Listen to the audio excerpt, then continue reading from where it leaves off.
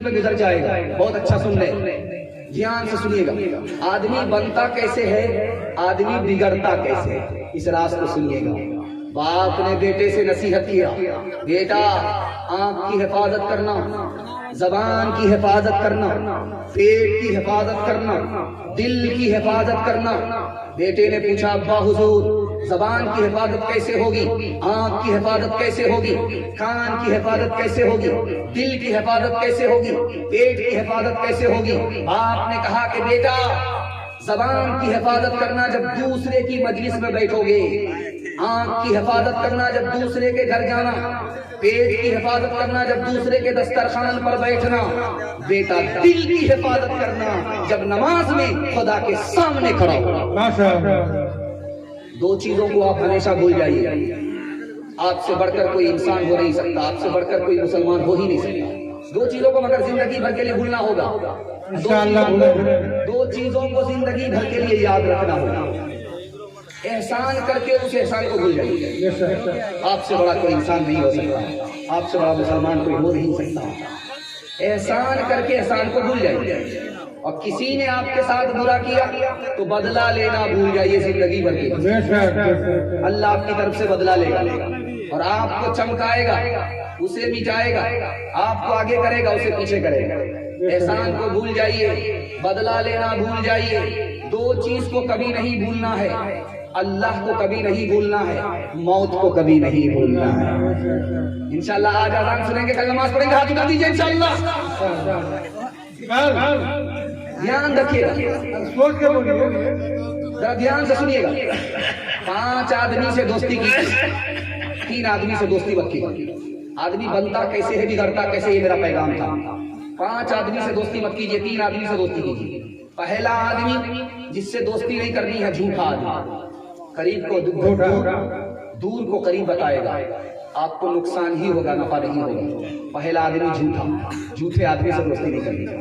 دوسرا آدمی جس سے دوستی نہیں کرنی ہے, جاہل.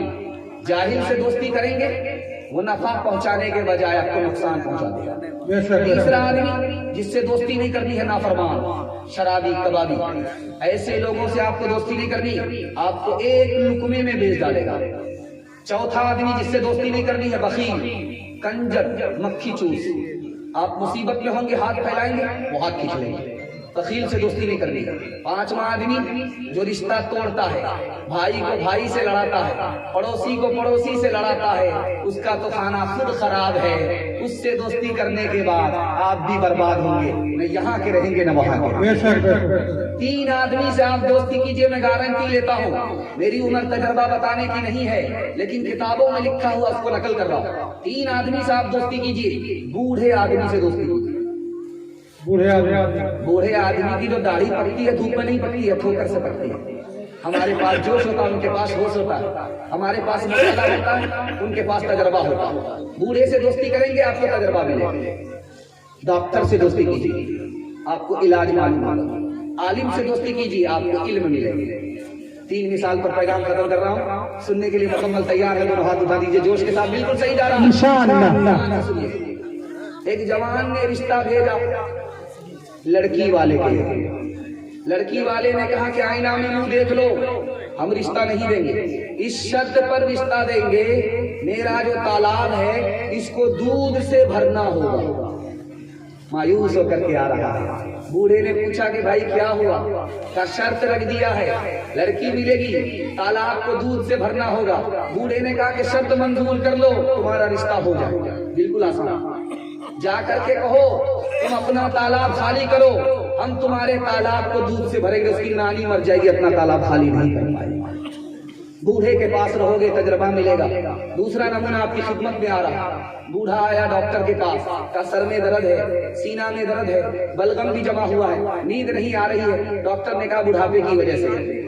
بوڑھے نے تماچا مارا, کہا کہ اس کا بھی برا نہیں مانیں گے, یہ بھی آپ کے بڑھاپے کی وجہ سے.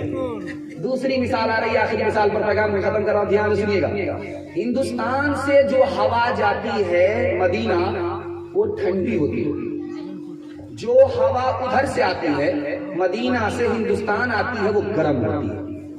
حضرت نانوتری سے کسی غیر مسلم نے مذاق میں پوچھا مولوی صاحب آپ یہ بتائیے جو ہندوستان سے ہوا مدینہ جاتی ہے کتنی پیاری ہوتی ہے، کتنی میٹھی ہوتی ہے، کتنی ٹھنڈی ہوتی ہے، اور جو مدینہ سے لوٹتی ہے وہ ہندوستان میں آ کر کے کتنی گرم ہوتی ہے۔ تو حضرت نانوتوی کے لیے دعا کیجیے اللہ ان کی قبر کو نور سے بھر دے، آمین۔ انہی کے فیضان کا کرم ہے کہ آپ دیکھ رہے ہیں کہ اتنے سارے مدرسے اسی دارالعلوم دیوبند کا چراغ ہے، اسی کی روشنی ہے۔ دھیان سے سنیے گا، انہوں نے کہا کہ دیکھیے پنڈت جی، یہاں سے جو ہوا جاتی ہے ہندوستان سے مدینہ وہ ٹھنڈی اس لیے ہوتی ہے کہ اس کو خوشی ہوتی ہے کہ نبی کے شہر جا رہے ہیں، نبی کا روضہ دیکھوں گی، نبی کی زیارت کروں گی، وہ خوش ہوتی ہے اس لیے ٹھنڈی ہو جاتی ہے۔ جو ہوا ادھر سے ہندوستان آتی ہے وہ گرم اس لیے ہوتی ہے کہ اس کو غم ہوتا ہے کہ نبی سے جدا ہو رہی ہوں، نبی کے شہر سے جدا ہو رہی ہوں، غم کی وجہ سے وہ سراپا گرم ہو جاتی ہے۔ نہ کتابوں سے نہ بازوں سے نظر سے پیدا دین ہوتا ہے، بزرگوں کی نظر سے پیدا نہیں سیکھا انہوں نے دین رہ کر شیخ کے گھر میں، پلے کالج کے چکر میں، مرے صاحب کے دفتر میں، جہاں عطر کھینچتا ہے جا وہاں گر